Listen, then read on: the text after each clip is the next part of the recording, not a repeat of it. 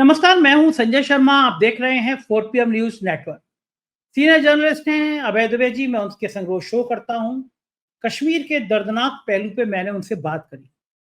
मैंने उनसे पूछा कि कितने बेशरम, कितने बेगैरत, कितने बेहया, कितने नाकारा लोग हैं कि पोस्टर जारी कर देते हैं और पूछते हैं कि मानने वालों ने धर्म पूछा, जाति नहीं। भारतीय जनता पार्टी के छत्तीसगढ़ इकाई का पोस्टर। ऐसा लग रहा था कि हमले के कुछ ही मिनटों बाद या कुछ घंटे बाद ही पोस्टर जारी हो गया, जैसे पोस्टर बना के रखा गया। लाशों के महल बनाते हैं ये, उसके ऊपर सोते हैं ये नेता। मैंने अभय दुबे जी से पूछा कि ये जो 5 फैसले लिए गए हैं कि बॉर्डर बंद कर दो, वीजा रद्द कर दो, क्या पर्याप्त हैं? अभय दुबे जी का भी मानना है कि तत्काल कोई बड़ी सैन्य कार्रवाई नहीं की गई तो भारतीय जनता पार्टी सरकार की उल्टी गिनती शुरू हो जाएगी, क्योंकि बहुत बड़ी चूक है। कहा गया था 370 के बाद हाँ, परिंदा पर नहीं मारेगा, आतंकवाद खत्म कर दिया गया, तोड़ दिया गया है। कहाँ है डोभाल साहब?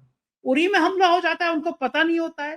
पहलगाम में हमला हो जाता है, उनको पता नहीं होता है। क्या रहस्य था कि प्रधानमंत्री की 1 हफ्ते पहले यात्रा थी कश्मीर में, रद्द कर दी गई और फिर ये हमला हो गया? कुछ खेल था। कहाँ है पुलवामा के दोषी? पुलवामा कांड में 350 किलो आरडीएक्स कहां से आया था? कौन बताने वाला है? और कहाँ है वो डिप्टी एसपी जो पुलवामा के बाद पकड़ा गया था और डर था कि कोई बहुत बड़े राज खोल देगा? तमाम जरूर विषय पे बातचीत की अभय दुबे जी से। सांस रोक के पूरी बातचीत सुनिएगा, बहुत जबरदस्त बातचीत है। पहले चैनल को सब्सक्राइब करिए, ज्वाइन करिए। चलते हैं अभय दुबे जी के पास। 4 PM न्यूज नेटवर्क में स्वागत है अभय दुबे जी आपका। अगर हमने आज एक्स पर, ट्विटर पर सवाल पूछे सत्ता से, तो कुछ पत्रकार, गोदी मीडिया के पत्रकार कह रहे हैं कि यह समय नहीं है जब आप सरकार से सवाल पूछें। क्या वास्तव में यह समय नहीं है कि 2000 लोग थे वहां पे इकट्ठे थे, लेकिन पुलिस और सेना का कोई जवान नहीं था? प्रधानमंत्री का दौरा कुछ दिन पहले कैंसिल हुआ और संघ 5 जन का ट्वीट में देख रहा था, बाकी लोगों का ट्वीट देख रहा था। एक के बाद एक घटनाएं जोड़ रहे थे कि कुछ बड़ा होने वाला है। मुझे बड़ा अफसोस लगा कि 3 दिन पहले मैंने दुबई में एक शो किया था, रिकॉर्ड में पड़ा हुआ है कि 3 से 4 दिन पहले मैंने उसमें कहा था कि बक्स में जो फैसले आ रहे हैं, बल्कि आपके साथ ही शो था वो, मैंने आपसे ही कहा था ये बात कि अभय जी, ईश्वर करे ये ना हो, लेकिन कभी कभी ऐसा होता है जब सरकार घिर रही होती है तो एक बड़ी घटना होती है और गोदी मीडिया उन खबरों को दिखाने लगता है। मैंने आपके सामने 4 दिन पहले कहा था कि भगवान करे ये ना हो कि कोई बड़ी घटना हो जाए। देखिए, प्रधानमंत्री का दौरा क्यों कैंसिल हुआ था 4-5 दिन पहले? क्या कोई अलर्ट था? और अलर्ट था तब भी जिम्मेदारी क्यों तय नहीं की गई? आज देश ये जानना चाहता है। क्या जो 5 बड़े फैसले लिए गए हैं, बाघ अटारी, बॉर्डर बंद कर दिया, राजनयिक वापस बुला लिया, उच्चायोग बंद कर दिया, वीजा रद्द कर दिया, क्या ये पर्याप्त है? चूक कहाँ हुई? और अब क्या भारत जो काम कर रहा है इतना ही पर्याप्त है या फिर अब आर पार की बात होनी ही चाहिए? अभय जी। देखिए, जिस आतंकवादी संगठन टीआरएस ने इसकी जिम्मेदारी ली है, वो संगठन कुछ और नहीं है बल्कि वो लश्कर ए तैयबा का ही एक संस्करण है। अगर आप विशेषज्ञों से बातचीत करें तो वो साफ तौर पर बताते हैं। मैंने आज पूरे दिन कई विशेषज्ञों के साथ बातचीत की निजी तौर पे, तो उनका साफ कहना था कि इसमें और लश्कर ए तैयबा में कोई फर्क नहीं है। ये लश्कर ए तैयबा के ही एक हिस्से का दूसरा नाम है टीआरएफ। ये संगठन खास तौर से जब धारा 370 का 13A वाला हिस्सा था उसको हटाया गया, उसके बाद ही सक्रिय हुआ है संगठन। और भारत सरकार को पता है कि ये संगठन कश्मीर में सक्रिय है, वैली में सक्रिय, घाटी में सक्रिय है, ये पता है इसको। आतंकवादी जितने भी इस 370 35A के हटने के बाद जितनी भी घटनाएं हुई हैं, उन सब घटनाओं के पीछे इसी संगठन का हाथ है।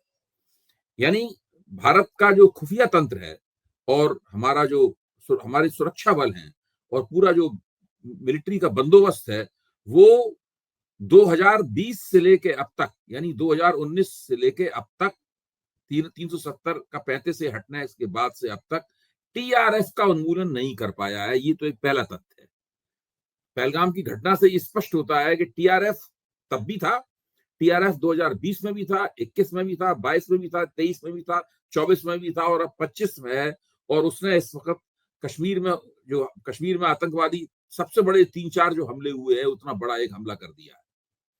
ये तो इन लोगों को मानना पड़ेगा कि भाई भारत सरकार इस मामले में पूरी तरीके से नाकाम रही। जहां तक सवाल यह है कि क्या ये समय भारत सरकार से सवाल पूछने का है, मेरा कहना यह है कि हम भारत सरकार के साथ हैं। अभय कुमार दुबे और संजय शर्मा भारत सरकार के साथ हैं। जिस तरह राहुल गांधी भारत सरकार के साथ हैं, राहुल गांधी की गृह मंत्री से बातचीत हुई है, उसके बाद राहुल गांधी ने उनको, मेरी यहां तक जानकारी और समझ है, उन्होंने कहा इस पूरी घटना में पूरी तरह हम आपके साथ खड़े हुए, और हर व्यक्ति को खड़ा होना भी चाहिए, हर व्यक्ति को खड़ा होना भी चाहिए, लेकिन हम आलोचनात्मक, अपना इसमें आलोचनात्मक मानस स्थित नहीं कर देंगे, हम अपनी जो क्रिटिकल फैकल्टीज हैं उसको सस्पेंड नहीं कर देंगे उनको, हम घटनाओं का विश्लेषण करते रहेंगे।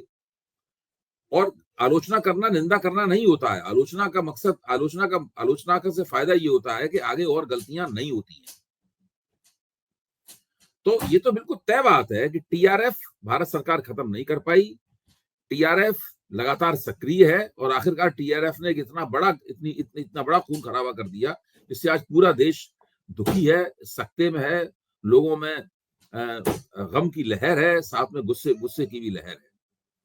अच्छा, भारतीय जनता पार्टी के प्रवक्तागण जो हैं वो इस परिस्थिति का राजनीतिक लाभ उठाने की कोशिश कर रहे हैं। आप टीवी पे देख लीजिए किस तरह की भाषा का इस्तेमाल हो रहा है, क्या बातें कही जा रही हैं, वो इसका राजनीतिक लाभ उठाने की कोशिश कर रहे हैं। वो सोच रहे हैं कि सरकार के खिलाफ जो एंटी इनकम्बेंसी अभी तक जमा हुई है, इस घटना का लाभ उठाकर वो उस एंटी इनकम्बेंसी को बंद कर लें, तो इससे कोई फायदा नहीं होने वाला है। देखिए, सब कुछ इस बात पर निर्भर है कि सरकार जो पाकिस्तान के खिलाफ जो राजनयिक एक्शन किया है, जो डिप्लोमेटिक एक्शन किया है, इसके बाद क्या कदम उठाती है सरकार, ये देखने वाली बात है। इसको हम दो तरीके से देख सकते हैं। क्या ये जो डिप्लोमेटिक एक्शन है, ये संकेत है किसी बड़ी मिलिट्री कार्रवाई का? भाई, आप सरकार अगर डिप्लोमेटिक एक्शन पे ही रुक जाएगी तो उससे क्या फायदा होगा? न भारत को कोई फायदा होगा, न बीजेपी को फायदा होगा, न सरकार को फायदा होगा, किसी को कोई फायदा नहीं होगा। डिप्लोमेटिक एक्शन रोक देने से कश्मीर में आतंकवादी घटनाएं रुक जाएंगी, इसकी कोई गारंटी नहीं है। पाकिस्तान वहां पे कश्मीर में आतंकवादी भेजना जारी रखेगा। तो इसके बाद कौन सी मिलिट्री कार्रवाई होगी, उस मिलिट्री कार्रवाई का स्ट्रक्चर क्या होगा, उसका किरदार क्या होगा, मिलिट्री कार्रवाई कहां तक जाएगी? क्या भारत पीओके पे हमला कर देगा, पीओके को हस्तगत करने की कोशिश करेगा? क्या ऐसा करने की बजाय वहां जो आतंकवादी अड्डे हैं, उन आतंकवादी अड्डों को ही तहस नहस करने का काम करेगा? या कुछ लश्कर तैयबा के और टीआरएफ के जो कमांडर हैं उनकी शिनाख्त करके उन कमांडरों का उन्मूलन करेगा भारत? क्या करेगा भारत जो एलओसी है, लाइन ऑफ कंट्रोल है, उसको क्रॉस करेगा या नहीं करेगा? क्योंकि जब बालाकोट स्ट्राइक की गई तो एक राजनीतिक निर्णय लिया था भारत सरकार ने कि हम एलओसी को क्रॉस करेंगे। याद की जब कारगिल वार हुआ था, अटल बिहारी वाजपेयी निर्णय लिया था कि हम एलओसी क्रॉस नहीं करेंगे, हम एक निश्चित दायरे में ही युद्ध लड़ेंगे, एलओसी क्रॉस नहीं करेंगे। तो ये बहुत सी बातें हैं, ये धीरे धीरे करके हम लोगों के सामने आएंगी, तब पूरी तस्वीर साफ होगी। लेकिन ये जो तत्कालिक जो फैसले हैं, ये कितना मनोवैज्ञानिक असर डालेंगे पाकिस्तान को? क्या ये ऐसे फैसले हैं जिससे पाकिस्तान बैकफुट पे आएगा, पाकिस्तान डरेगा?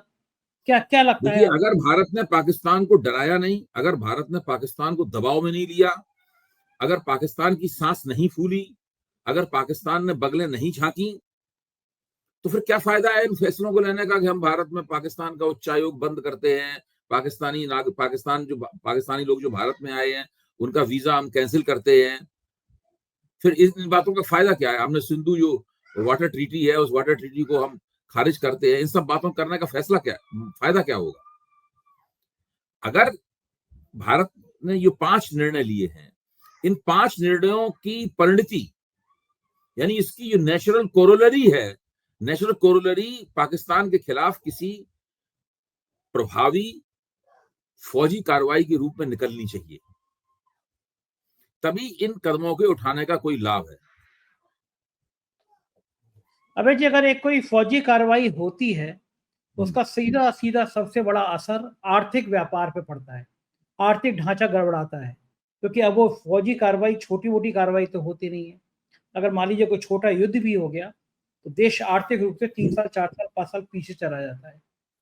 क्या भारत के जो आर्थिक ढांचा है इस समय, क्या वो इस लायक है कि हम एक फौजी कार्रवाई का सामना कर सकें? आपने बहुत सही जगह अपनी उंगली रखी है। देखिए, रूस ने यूक्रेन के ऊपर हमला किया था, मुझे याद है तब हम सब लोग कह रहे थे कि 3-4 दिन की बात है, यूक्रेन पे कब्जा कर लेगा रूस।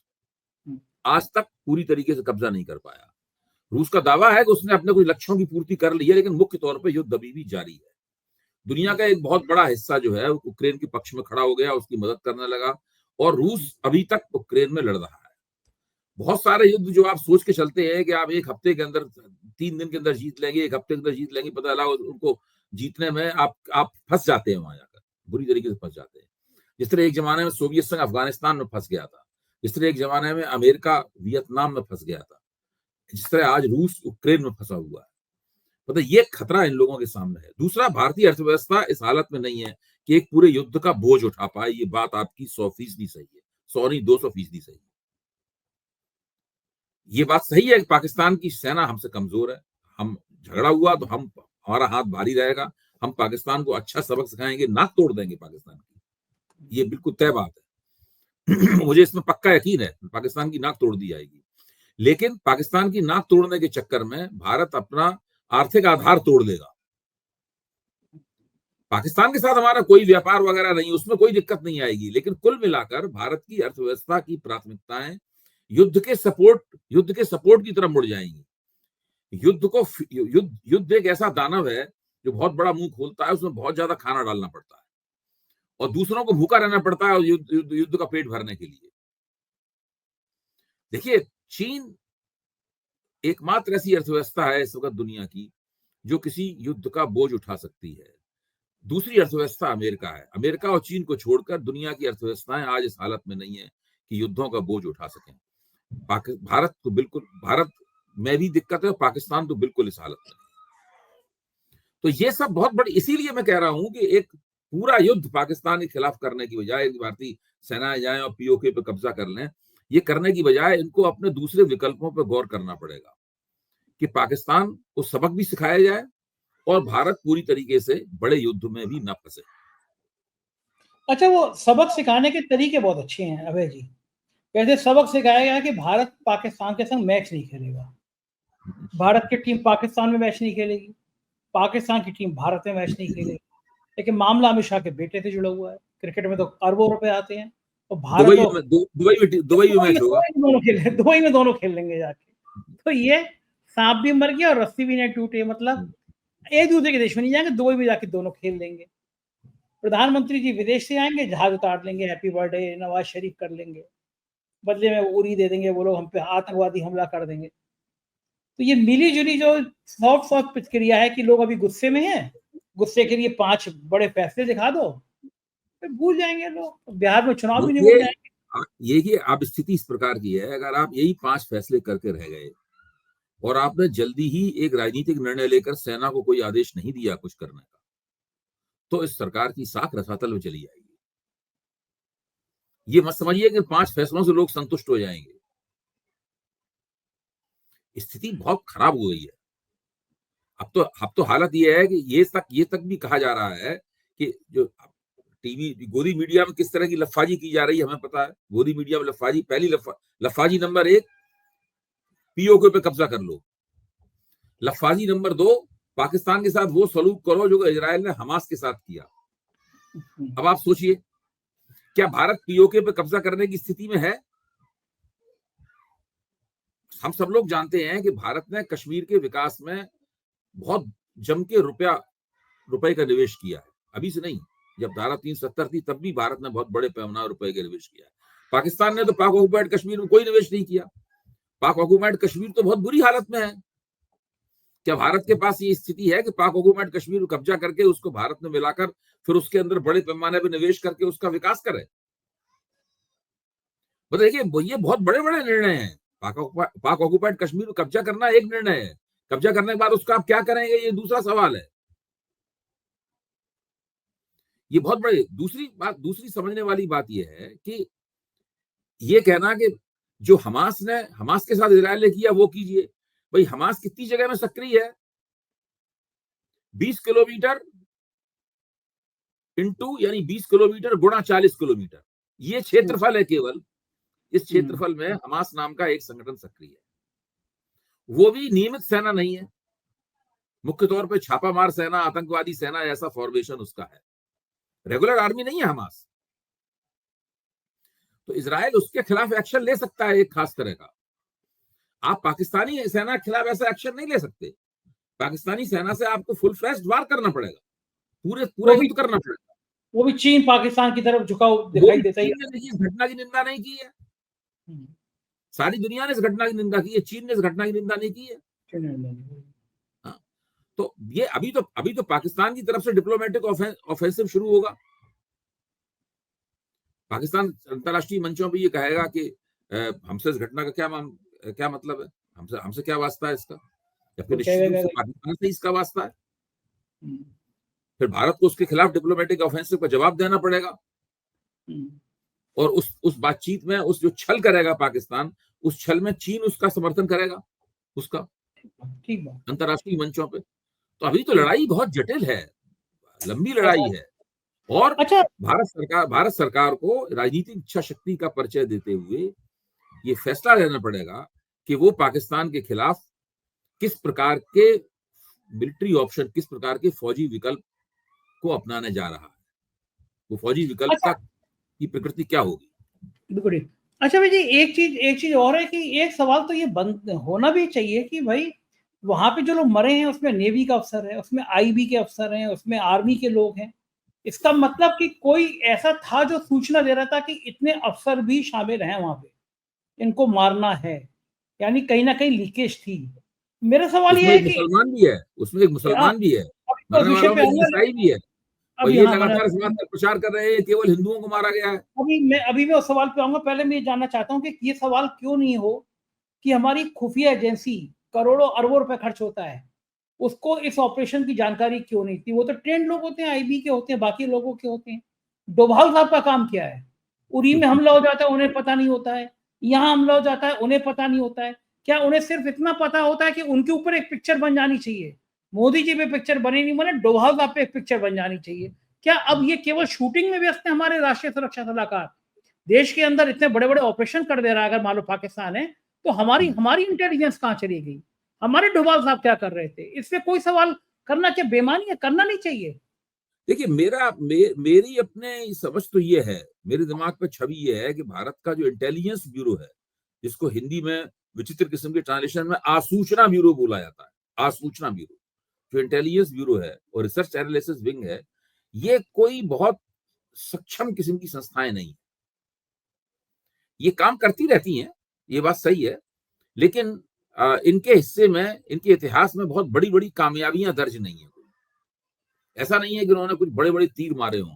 देखिए, दुनिया की हर संस्था विफल होती है, CIA भी बहुत जगह विफल होती है, इजराइल की मोसैड भी विफल होती है, अब ब्रिटेन की MI5 भी, MI6 भी विफल होती है बहुत जगहों पर। बहुत सारी संस्थाएं जो होती हैं, KGB भी रूस सोवियत संघ की विफल हो जाती थी, लेकिन वो लोग कई मामलों में सफल भी होते थे। उन्होंने कई तीर भी मारे होते थे, तो लोग मानते थे कि भाई एक परसेंटेज है, एक प्रतिशत है विफलता का, एक और बड़ा प्रतिशत है सफलता का। भारत की जो खुफिया एजेंसियां हैं, भारत का जो इंटेलिजेंस प्रोग्राम है, वो मुझे लगता यह है कि उसने कोई बहुत बड़े तीर नहीं मारे। और इसलिए इजराइल का जो खुफिया तंत्र है वो बड़ा मजबूत है, और जब वो कोई एक्शन लेता है, कोई ऑपरेशन करता है, तो वो खुफिया तंत्र की काफी वो मजबूती से उसके पास जो है वो होती हैं, सूचनाएं होती हैं, उनके आधार पर खड़ा होकर करता है। अब सबसे बड़ी चुनौती इस सरकार के सामने यही है कि ये कौन सा फौजी विकल्प अपनाती है।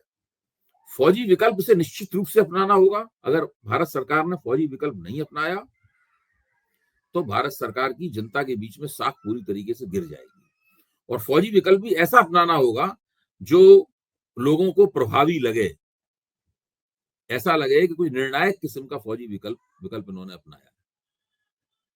बिल्कुल ठीक कह रहे हैं अभय जी। और एक बीच में एक घिनौनी तस्वीर, जिसे मैं ये कहूंगा इस हमले का जो दर्द था वो और बढ़ा गई, देश को ये समझा कि कुछ लोग कितने घिनौने हैं।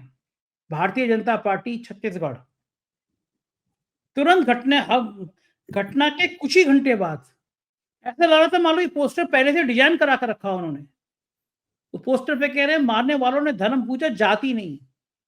और फिर बीजेपी के ट्रोल आर्मी, और फिर उसके बाद में शर्मनाक गोदी मीडिया के पत्रकार पूछ रहे हैं धर्म पूछा जाति नहीं। देख लीजिए, इस लाशों के ढेर पर महल बना रहे हैं सत्ता। बीजेपी के एक स्टेट विंग का पोस्टर कि धर्म पूजा जाति नहीं, पूरा देश रो रहा है, आंखों में आंसू आ गए। जिस महिला का नेवल अफसर की वाइफ थी, उसके हाथों की मेहंदी नहीं उतरी थी, हाथ का चूड़ा नहीं था उतरा था, वो अपने स्तब्ध पति के पास बैठी हुई लाश पे, और वो कह रहे हैं धर्म पूजा था जाति नहीं। कितने घिनौने, कितने गंदे, कितने बेशरम, कितने तुच्छ ख्याल के लोग हैं। इन्हें शर्म क्यों नहीं आती है भाई जी? नहीं भाई देखिए, हर चीज का राजनीतिकरण किया जाता है, और जब से भारतीय जनता पार्टी की सरकार आई है तब से उसने हर चीज का राजनीतिकरण किया है। हर चीज का राजनीतिक फायदा कैसे उठाया जाए, दिन रात यही रणनीति बनाते रहते हैं, यही सोचते रहते हैं। अब आप इसके मुकाबले राहुल गांधी को रख के देखिए। जब ये घटना हुई तो राहुल गांधी की गृह मंत्री अमित शाह से फोन पे बातचीत हुई, जहां तक मेरी जानकारी है। और उस फोन की बातचीत में अमित शाह ने उनको पूरी जानकारी दी, और राहुल गांधी ने कहा कि वो विपक्ष के नेता के तौर पर कहा उन्होंने कि हम आपके साथ पूरी तरह खड़े हुए हैं इस मामले में, हम आपसे अलग नहीं है। आप विपक्ष का आचरण देखिए, विपक्ष पूरी तरीके से सरकार के साथ खड़ा हुआ है, और भारतीय जनता पार्टी के जो क्षुद्र बुद्धि के लोग हैं वो लगातार इसका राजनीतिक लाभ उठाने में लगे हुए हैं। आप भाजपा के प्रवक्ताओं को देखिए किस प्रकार की भाषा का टीवी पे इस्तेमाल कर रहे हैं। केवल छत्तीसगढ़ वाली बात ही नहीं है, वो तो खैर बहुत घिनौना है ही। भाजपा के दूसरे प्रवक्ता भी क्या बोल रहे हैं आप देखिए। एक शो चल रहा है कि धर्म पूछा गया, कलमा पढ़ाया गया, मतलब इस आधार पर भी आतंकवादियों ने जितने परिवार को मारा वो तो मारा, उनका दर्द है, लेकिन उससे ज्यादा खुशी उनको इस बात पे होगी कि भाई सरकार के नुमाइंदे, सरकार के भक्त देश में वही माहौल बनाने में जुट गए जो हम चाहते थे। हम चाहते थे कि भारत में इनकी हम हत्या करें, उसके बाद देश में हिंदू मुसलमान का तनाव बन जाए और सत्ता। देखिए, जब यहाँ पर हिंदू मुसलमान बनेगा, कश्मीर और जम्मू कश्मीर में हिंदू मुसलमान करेंगे ये लोग, तो एक तरह से पाकिस्तान के हाथ में खेल जाएंगे। यही तो वो चाहते हैं। पाकिस्तान दिखाना चाहता है कि कश्मीर डिस्टर्ब एरिया है। कश्मीर डिस्टर्ब एरिया है। आपके पाकिस्तान, कश्मीर में चुनी हुई सरकार है, ठीक है, कश्मीर को पूर्ण राज्य का दर्जा नहीं मिला है, लेकिन अगर कश्मीर पूर्ण राज्य का दर्जा होता तो इस वक्त जो कानून व्यवस्था की जिम्मेदारी होती वो मुख्यमंत्री फारूक अब्दुल्ला की होती। तो पाकिस्तान दिखाना चाहता है इस बात को। तो ये अगर हम पाकिस्तान के हाथ में खेलेंगे और इस बात को नासमझी का प्रदर्शन करते हुए संकीर्ण राजनीतिक स्वार्थों के लिए राजनीति करेंगे इस मौके पर, तो इससे देश का बहुत नुकसान होगा। और भारतीय जनता पार्टी के प्रवक्ता, उनके नेता, उनके आईटी सेल यही काम करते हुए नजर आ रहे हैं। तो कुटी कह रहे हैं अभय जी, मैंने तो कुछ सेना के कुछ रिटायर्ड बहुत बहुत सीनियर अफसर जो पहले गोदी मीडिया के चैनल में बैठ के सरकार के संग बात किया करते थे, आज मैंने उनका गुस्सा देखा। गुस्से से वो लाल पी रहे हैं, कह रहे हैं कि कर क्या रही है सरकार, अग्निवीर ला के सेना में भर्ती बंद कर दी। सेना संसाधन नहीं, अगर आपको जंगलों में पहाड़ों पर लड़ना है सेना बढ़ानी होगी, लेकिन आपने सेना को संकुचित कर दिया। अग्निवीर आप जो बता रहे हैं ध्यान आ रहा है, जीडी बख्शी का मैंने एक वीडियो देखा है दिन में। हाँ, मैं भी उसी कह रहे हैं कोविड के दौरान 1 लाख सेना में कोई भर्ती नहीं हुई, 1,80,000 जवान कम हो गए। हम लोग जानते हैं कि जो वायुसेना है, वायुसेना के पास 1,000 युद्धक विमानों की कमी है। तो जो हम एक तरफ सरकार सेनाओं को कमजोर कर रही है, और जीडी बख्शी ये भी कह रहे हैं कि जंगलों और पहाड़ों में अगर आपको आतंकवादियों से लड़ना है तो आपके पास अधिक हाथ होने चाहिए, अधिक राइफलें होनी चाहिए, आपके पास अधिक सैनिक होने चाहिए। बिल्कुल सही बात है। वो पूछ रहे हैं वो जीनियस कौन सा है जिसने कम सैनिक किए हैं, मतलब वो कह रहे हैं वो जीनियस कौन है जिसने ये फैसला लिया है। ये सरकार ने पैसे लुटाए एक तरफ, सेंट्रल विस्टा हजारों करोड़ का जिसकी जरूरत नहीं थी, कई जगह संसाधन लुटा दिए, सांसदों की सैलरी बढ़ गई, और आर्मी के सेना के जवानों का जो क्लब था, जो सामान मिलता था, उसमें कटौती कर दी। पेंशन देने के पैसे नहीं, इसलिए हम अग्निवीर योजना ले आए। सेना के एक अफसर मुझे मिले फ्लाइट में, मेजर जनरल थे, रिटायर हुए थे, बोले हम 4PM सुनते हैं। आज उनका फोन भी आया मेरे पास, कह रहे थे कि कितना दिल को दुखता है कि ये भारतीय फौज जिस पे गर्व होता है सब पूरे देशवासियों को, आज भी होता है, उसके पीछे सरकार क्यों पड़ी है, उसके संसाधनों में कमी क्यों कर रही है। अगर वो छोटे छोटे वेलफेयर के सामान, छोटे छोटे कैंटीन से सामान लाते, उसमें कटौती करके कितना कमा लेंगे। अर्धसैनिक बलों में सीआरपीएफ के, बीएसएफ के, सीआईएसएफ के लोगों का दर्द यही है। इतना बुरा हाल कभी नहीं हुआ। ये दर्द सेना के जवानों का भी है, ये दर्द सेना के अफसरों का भी है। सरकार को क्या फुर्सत नहीं है इन सब के दर्द को देखने के लिए? सरकार बिजी कहाँ रहती है? देखिए, मैं हमेशा से कहता हूं कि भारतीय जनता पार्टी ने राजनीति की अफीम पी हुई है। ये ओपीएम ऑफ पॉलिटिक्स है, उसके नशे में लगातार रहते हैं। अपनी अपने आप को एक चुनाव लड़ते हैं, दूसरे चुनाव के मोड में चले जाते हैं और इस चीज के लिए उनकी तारीफ भी होती है, इस चीज की वजह से उन्हें कामयाबी मिलती है, लेकिन उनकी जो विफलताएं हैं उसी चीज के कारण संचित होती जा रही हैं। देश की रक्षा सेनाओं की तैयारी की इन लोगों ने लगातार उपेक्षा की है। ये एक हकीकत है। जो रक्षा विशेषज्ञ पहले भारतीय जनता पार्टी का समर्थन करते थे, आज इस बात को लेकर व्यथित हैं और वो लगातार भारतीय जनता पार्टी की इस बात को लेकर आलोचना कर रहे हैं। अग्निवीर एक इस तरह की घटना है, जिस तरह से थल सेना को कमजोर किया है, वायुसेना कमजोर पड़ी हुई है आपकी नेवी के पास पूरी तरह से वो सब बातें, वो सब हरबे हथियार नहीं है जिसकी नेवी को जरूरत है। ऐसी स्थिति, और आपका जो खुफिया तंत्र है, जो आईबी है, जो रिसर्च एनालिसिस विंग है, वो भी दुनिया के दूसरे देशों के मुकाबले उसकी भी हालत उतनी अच्छी नहीं है जितनी होनी चाहिए। तो इस परिस्थिति में इन सबको गौर करना चाहिए। मोदी जी को चाहिए कि अपनी प्राथमिकताओं को थोड़ा बदलें। आजकल वैसे भी मोदी जी रोजमर्रा के प्रशासन पर ध्यान नहीं दे रहे हैं। वो मुख्य तौर पर विदेश मंत्री जैसे हो गए हैं, भारत के एक स्पेशल विदेश मंत्री जैसे हो गए हैं। दो विदेश मंत्री हैं इस वक्त भारत में। एक विदेश मंत्री है जयशंकर, दूसरे विदेश मंत्री हैं नरेंद्र मोदी। ये स्थिति है। बाकी और किसी बात पर ध्यान देते ही नहीं है मोदी जी। बाकी तो हिंदू मुसलमान हो ही जाएगा। बाकी ये स्थिति बड़ी अफसोसनाक है और इसका इस देश को नुकसान हो रहा है। और आज की स्थिति में अगर एक हफ्ते के अंदर या हद से हद 15 दिन के अंदर ये सरकार कुछ ठोस कदम उठाते हुए नहीं दिखी, तो आप समझ लीजिए कि सरकार की उल्टी गिनती शुरू हो जाएगी। बहुत बहुत शुक्रिया अभय जी, जो आपने मुझसे बातचीत करी, मुझे समय दिया। धन्यवाद। ये थे अभय दुबे जी और मुझको यकीन है बातचीत आपको पसंद आई होगी। बहुत दर्द भरी बातचीत थी, लेकिन बातचीत तो जरूरी थी। अपने कमेंट से मुझे अवगत कराइएगा। शुक्रिया, थैंक यू।